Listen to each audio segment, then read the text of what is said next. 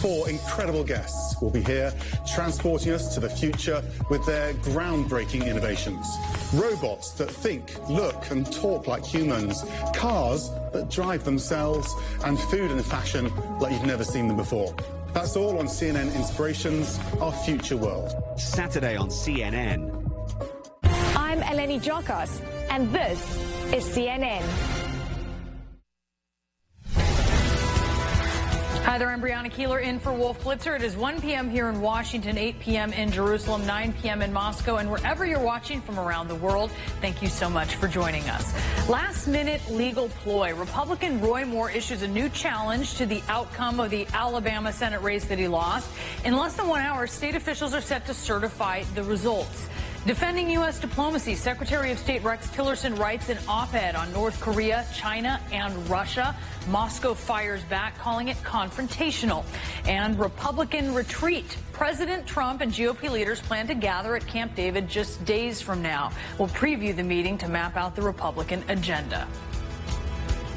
And in less than an hour, it will be official. Doug Jones will be certified the winner of the Alabama Senate race, but Republican Roy Moore isn't giving up without a fight. He's alleging voter fraud and calling for a delay in certifying the results. The Secretary of State says that's not going to happen, and we are going to talk with the Secretary of State, John Merrill, in just a few minutes. First, though, I want to bring in CNN correspondent Diane Gallagher. She is in Montgomery, Alabama. So, Diane, walk us through the specifics of Roy Moore's complaint. So, Brianna, initially the goal of the complaint that Roy Moore's attorneys filed is, first, they would like a new election. They want to kind of do a do-over here. But if they can't get that, they would like for the Secretary of State to investigate these claims of fraud that they have alleged to determine if they have had any sort of impact on that special election result a couple of weeks ago. Now, as far as the lawsuit itself, it's kind of a kitchen sink of voter fraud allegations. The crux of it kind of is on increased voter turnout. They took these election experts, one of whom is a noted conspiracy theorist who sort of peddles ideas about the assassination of JFK and the murder of DNC staffer Seth Rich, to say that in certain areas, they used Jefferson County as an example, there was this excessively high voter turnout. Jefferson County had a 47% voter turnout. It's also 43% African American, Brianna, and they sort of are tying those together by saying that it's unusual that the turnout would be so high. They're also wanting the Secretary of State to look into whether or not people with out-of-state driver's licenses were voting, and trying to see whether or not a super PAC ad may have caused voter intimidation. He also throws some stuff in there about damaging his reputation, those allegations being in the news, and then sort of ties it all together by kind of trying to clear his name, telling everyone that he took a polygraph test at after the election about those allegations. All right, Diane Gallagher for us. Thank you so much for that report. Now, the Alabama Secretary of State says that Roy Moore's last-minute legal challenge won't change anything. The election results will be certified less than an hour from now, and Democrat Doug Jones will officially be declared the winner. But a spokeswoman for the Roy Moore campaign says that process should be put on hold until alleged voter fraud is investigated. Here is what Janet Porter said on CNN just moments ago. Whether you're a Republican or whether you're a Democrat, whether you like Roy Moore or whether you like Doug Jones, you ought to care about the fact that the people of Alabama ought to be the ones making that choice, that this should not be done by some secret private company in Omaha, Nebraska that destroys the ballot images, which is what Secretary of State John Merrill has argued before the Alabama Supreme Court, which, by the way, is in violation of federal law. Federal law says destroying, defacing, mutilating, or altering ballots or official voting records, that you could be facing $5,000 or 5 years in jail. But the Secretary of State has not found evidence that those things have happened. Well, we are presenting that evidence, and don't you think that the evidence of 84 pages of experts that have said just one county, we found 20 precincts in Jefferson County. By the way, we found the analysts have done the algorithms, and they know exactly what districts they targeted, and they know exactly what they did. The chances that this was not fraud, 1 in 15 billion. All right, well, joining us from Montgomery is Alabama Secretary of State John Merrill. What did you think about Janet Porter's claims there, where she had an incredible ratio there at the end that she said the chance this is not voter fraud is an incredible number? Well, Brianna, it's important to note that people are entitled to their own opinion, but they're not entitled to their own facts. The facts are that all of our ballots, the original ballot, which people cast their vote, all preserved for a period of at least 22 months after each and every election. Our machines are not programmed to capture the digital images to which she preferred. Okay, so the initial results here show that Doug Jones beat Roy Moore by more than 20,000 votes. That took him outside of the margin where there would be a recount. Has there been any significant shift in those results? No, Brianna, as you know, because we've indicated this to your network as well as all other news outlets, we had 500 military UOCAVA ballots that were received and processed, and we had 5,000 provisional ballots that were evaluated and then were processed. So even if Judge Moore had received all 5,500 of those ballots, which he did not, then he still would have trailed by some 14,000 plus votes. So Roy Moore has claimed voter fraud, as you heard his representative there saying. What has happened with that? Has that just been summarily dismissed? No, certainly not, Brianna. One of the things that's important to note for your viewers and for anyone that's interested in submitting a complaint is that we have a way to capture all of those complaints through stopvoterfraudnow.com, where any citizen can submit an allegation or a complaint that they've witnessed or that's been reported to them so that they can share with us what they'd like us to investigate. To date, by the time I left the office to come over here, we had 115 of those complaints for this particular election. Now, more than 60 of those have already been fully adjudicated and dismissed, but we have several that are still active, and we'll continue to investigate those until they are fully adjudicated, as we do each and every election. So what are they alleging in these complaints? Well, there's a number of things that have been introduced, and some of those I'll just touch on for you. One was that 5 busloads of African Americans had been brought from Mississippi to Mobile to vote in the election. That was summarily dismissed after investigation was conducted. The second thing was that there were 3 van loads of people from Mexico that were imported to come and vote and cast their ballot, and they had been identified and they had actually been arrested and incarcerated. That too was not true. Third, that there was a town that was some 20 miles from Birmingham named Bordelama, where they had only 2,200 residents and more than 5,000 people had actually cast their ballot.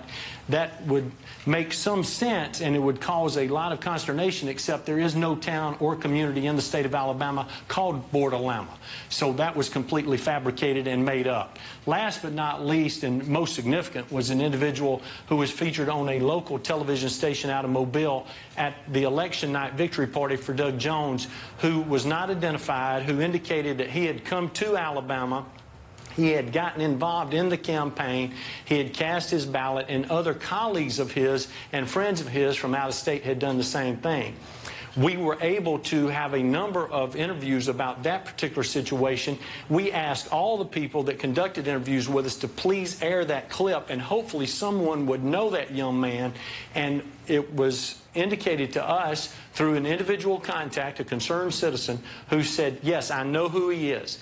They were able to connect me with that individual. We were able to identify him. He's been living in Alabama for more than a year. He has a job here. He's a registered voter, and he cast his ballot for the candidate of his choice. So those 4 major areas have all been summarily dismissed.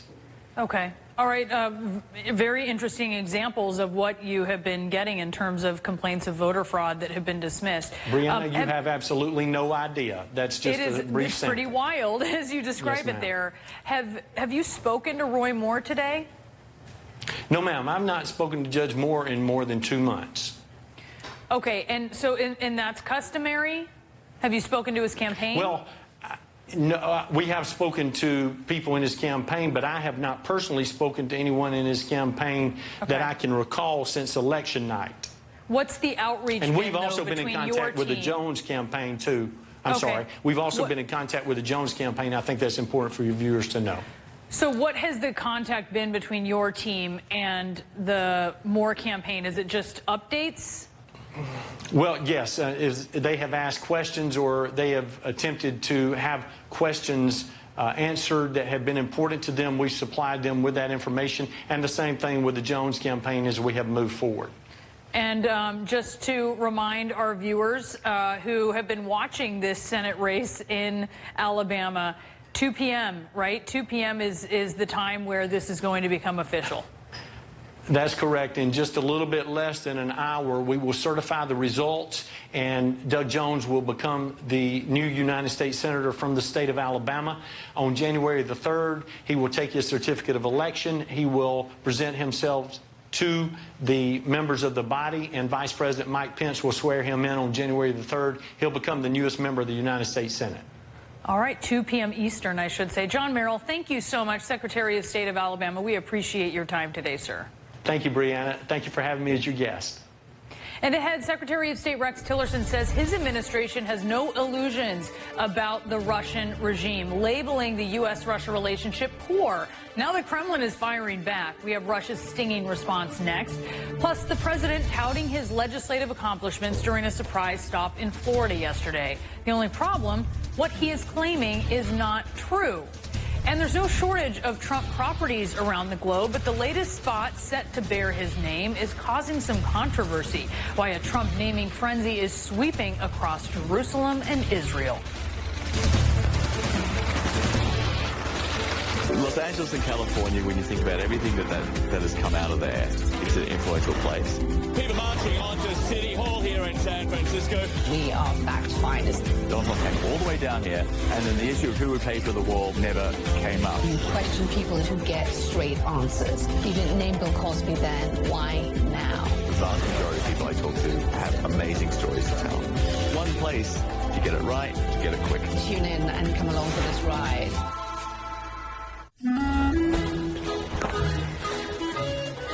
Excuse me, miss, who dropped this? No, it's just a penny.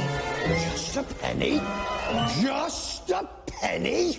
It all begins with the humble penny. Whether writing your first check or cashing big checks, to those at the top making their mark, closing deals round the clock. On Quest Means Business, we know every penny has power. And it's not how many you have. It's what you do with them that counts. That's the marvel of money. Quest Means Business. What a profitable hour. Good evening, I'm Andy Cohen. We have a lot of news to unpack tonight. Some surprising developments at the State Department, but we're going to start things off. What are you doing? Just unpacking some news. That's not a thing. Well, I'm your co-anchor. You're actually my co-host, but just on New Year's Eve. Get out of my chair. You know, people here are very scared of you. Are you not wearing pants? New Year's Eve Live with Anderson Cooper and Andy Cohen, only on CNN.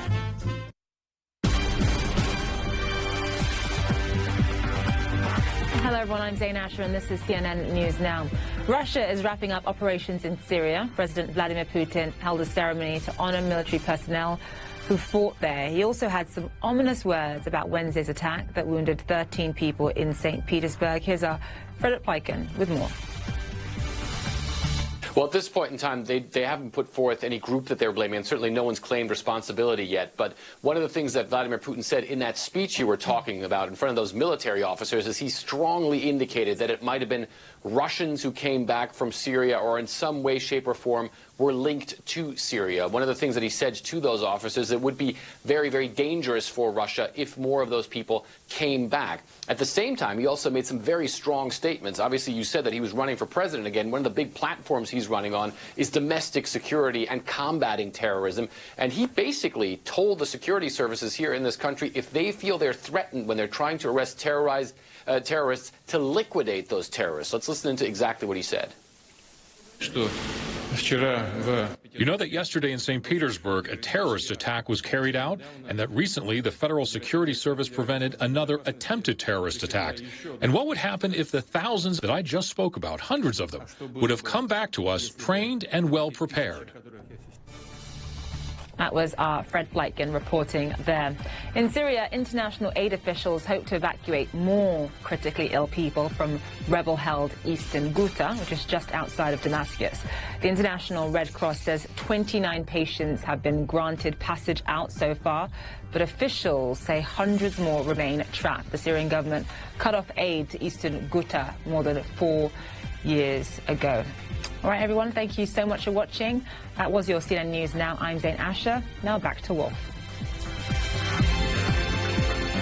Well, fake news. That's the response from the spokeswoman of Russia's foreign ministry to Rex Tillerson's op-ed in the New York Times today. In it, the Secretary of State writes, the United States today has a poor relationship with a resurgent Russia that has invaded its neighbors, Georgia and Ukraine, in the last decade and undermined the sovereignty of Western nations by meddling in our election and others. For more, let's bring in CNN Global Affairs correspondent Elise Labott and CNN Global Affairs analyst and executive editor of The Cipher Brief, Kimberly Dozier. Okay, Elise, tell us, what else did Rex Tillerson say about Russia that was of note?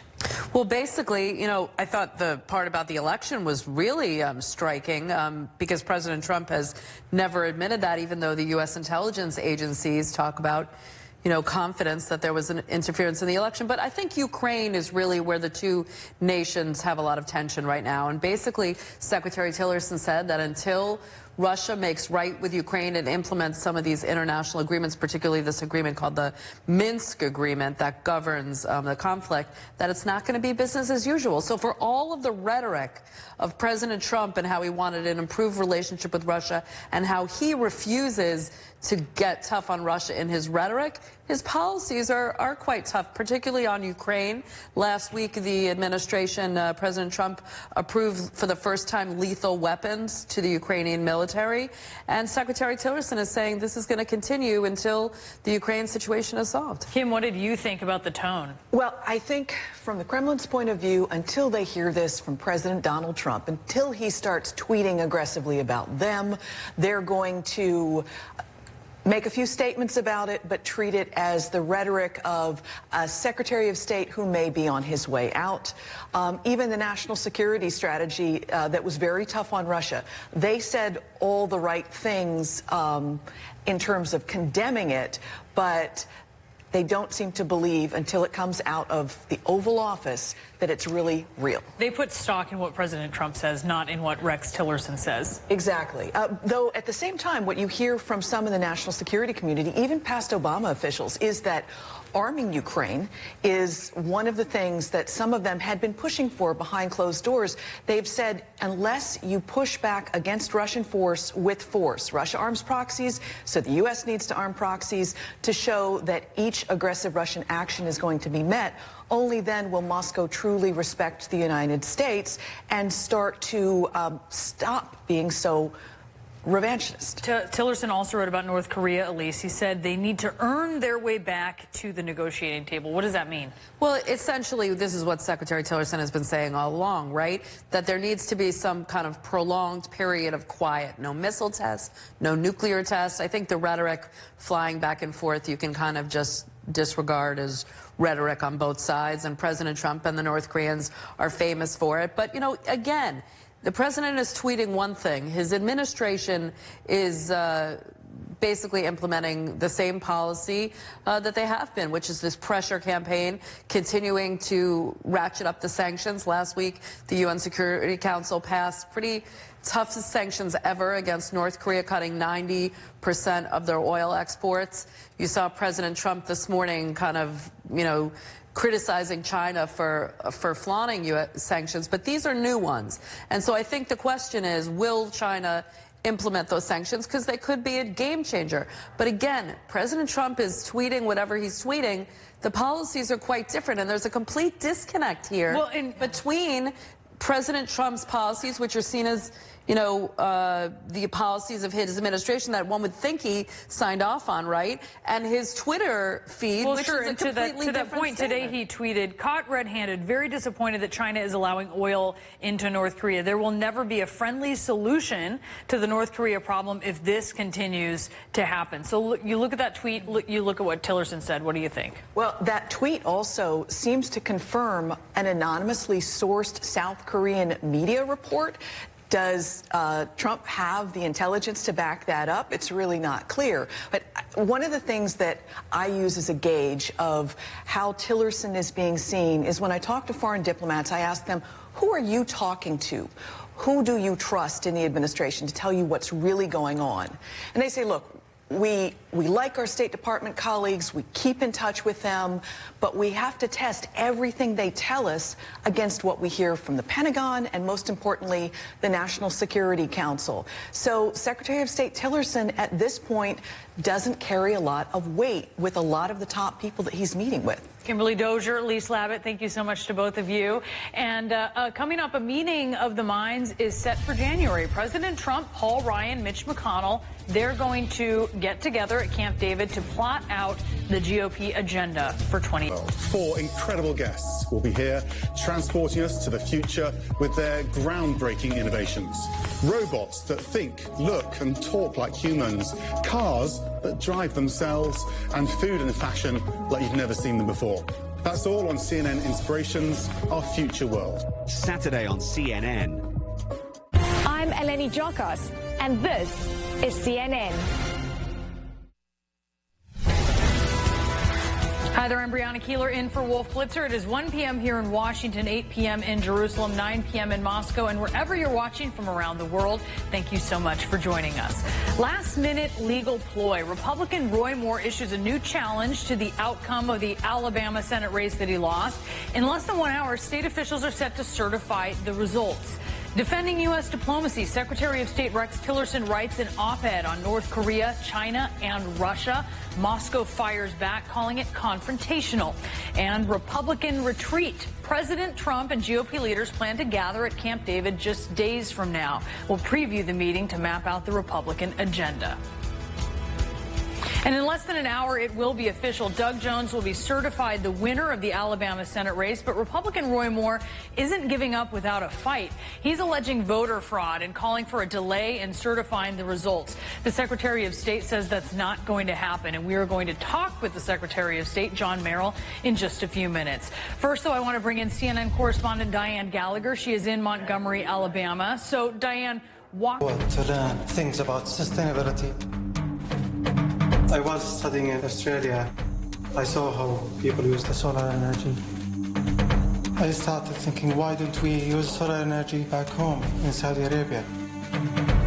The country has got one of the best locations for solar energy. When we started the company, it was hard because the sustainability was not important as what it is now. A part of this change with the Vision 2030. There is going to be a lot to do, and we have dreams to do within the country. Changing needs time, and changing needs respect, but things will change. I would love to be one of the leaders in solar energy, and hopefully I will be one day.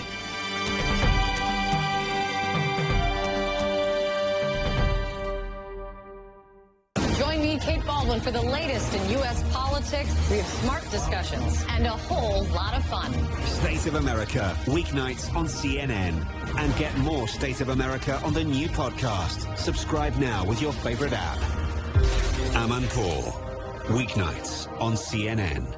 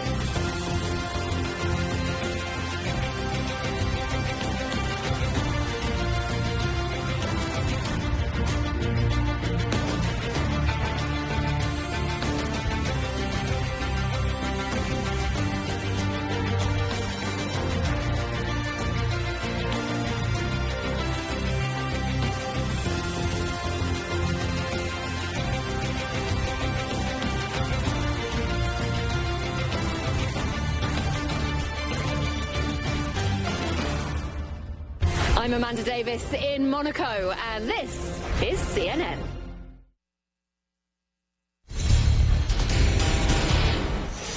President Trump is winding down his year at his glitzy private resort in Palm Beach, Florida. He spent the morning at his golf club, and CNN shot this video just a short time ago, and you can just make out the president there wearing a white shirt and a white hat as he is playing his round of golf. CNN White House correspondent Sarah Murray is live from West Palm Beach near Mar-a-Lago for us. So, Sarah, what's next on the president's schedule? Do we know when he's heading back to Washington?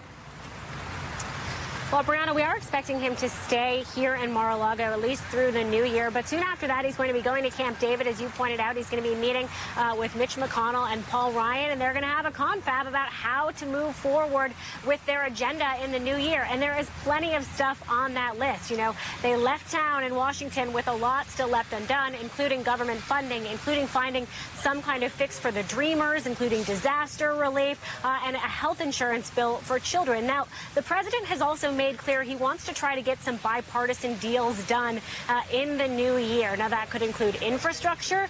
They're also hoping maybe for some kind of broader immigration fix, maybe even fixes to Obamacare. This could be a little bit far-fetched, though. We've seen Democrats willing to appear at the White House with the president, willing to at least sound open with cooperating with him. But remember, the White House thought that they were going to get Democrats on board on tax reform, and that certainly did not go as well as they had hoped. And I think what we're seeing here is the president is on his Florida vacation. He says he's getting back to work, but he continues to hit the golf course day after day. Is a little bit of frustration that he hasn't been able to move his legislative agenda further along as he had hoped to, and also that he doesn't feel like he's getting the credit he deserves. And as usual, he is taking that out on Twitter. This time, though, he's been touting economic numbers as an indication that he really is successful. He really is having a good first year. So this is what he said today. Retail sales are at record numbers. We've got the economy going better than anyone ever dreamt, and you haven't seen anything yet. Brianna? All right, Sarah Murray in West Palm Beach, thank you so much for that. Now, President Trump also touted his accomplishments during a surprise visit to a fire station yesterday. Take a listen. You know, one of the things that people don't understand, we have signed more legislation than anybody. We broke the record of Harry Truman. Well, there's a problem with this claim, however. It's just simply not true. Trump has actually signed fewer bills in his first year in office than any president since Eisenhower. And joining us to discuss this and more, CNN political analyst and senior political correspondent for The Hill, Amy Parnes, White House reporter for Bloomberg News, Shannon Pettypiece, and CNN political director David Chalian. Okay, so he has things he could brag about, David Chalian. Why did he pick something that is just so easy to fact check and disprove? Why does Donald Trump exaggerate beyond what the facts allow him to do credibly? That's a question I think we could be asking for years throughout his entire career. In fact, you remember he wrote in a book the whole virtue of hyperbole in business, in his business career. Do you think he meant something else, though? Let me give him the benefit of the doubt for a second, okay? That I am sure in his mind, got some briefing about all the executive actions and all the deregulation orders he has filled out. That he has put his signature to paper, perhaps more often than others. I don't know. We don't have the ability to track all of that through history. But what he said was totally untrue. He has not signed more legislation into law than his predecessors. And so, you know, there he is, once again, the President of the United States out there speaking a demonstrable untruth. He's clearly sensitive to this idea that maybe he hasn't achieved much. And there was a very busy December, but he just wants to make clear, Shannon, that he has achieved a lot. Right. And he is the master of marketing and branding. And as you mentioned to his business days, he used to say he was the biggest real estate developer in New York. That was not true. And the ironic thing was that one of his close friends, Richard Lafrac, is even a bigger real estate developer than him.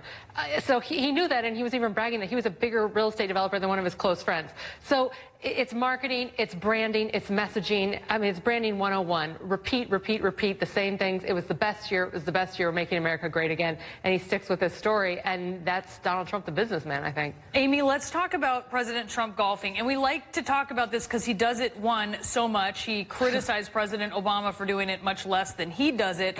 And he did. And the White House really likes to keep this under wraps. But nope, not from our prying eyes there. Our photographers getting this shot of President President Trump on the golf course. The White House didn't provide us a chance to do this, Amy, as we would occasionally get with President Obama. So it's his third time on the golf course since tweeting on Christmas Day, "I hope everyone is having a great Christmas." Then tomorrow it's back to work in order to make America great again. I mean, what do you think about this?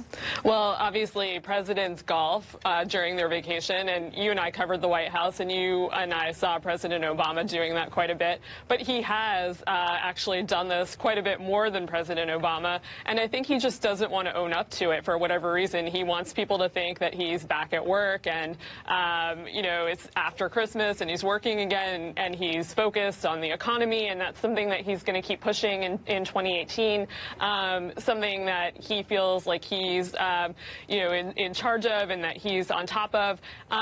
The fact of the matter is actually that President Obama can claim a lot of credit for it because unemployment numbers actually are something that, you know, that take quite a bit of time to work through. But yeah, but I think he wants people to know that he is in charge and on top of things and that, you know, he's not out there playing golf when in fact he is. And maybe one of the most interesting shots of President Trump playing golf, David, is of President Trump not playing golf, because we couldn't actually get it yesterday. If we can show this, this was as the president came around to this area where he was visible, a truck actually pulled, seemed to be coordinated, pulled in front of the shot, which really became the story. It was almost a bigger deal than seeing Donald Trump golfing. Clearly someone is worried about the optics. Yeah, there's no doubt about that. It begs the question, why is the White House so afraid of showing the president golfing? What are they concerned about the hypocrisy that you were just discussing with Amy from his previous words? It's a reality. We know he's golfing. He owns golf clubs. He goes to them often. And nobody begrudges the president the ability to blow off some steam. I think, you know, it's one of the hardest jobs in the world. He's entitled to go... because he's been so critical. Exactly. He does it so much. And he's been so critical of someone doing it like a fraction of the amount of time he's done. And I think it goes back to this businessman idea. And business is about controlling the image, controlling the message. He wants an image of himself as a hard-working president. It's controlling image. It's a celebrity who doesn't want a picture of themselves without makeup and hair fully done. Yeah. All right, Amy, back to business, I should say. Okay, after this trip, we're going to see the president meeting with Republican leaders of Congress at Camp David. What do they need to hammer out? What's on the agenda?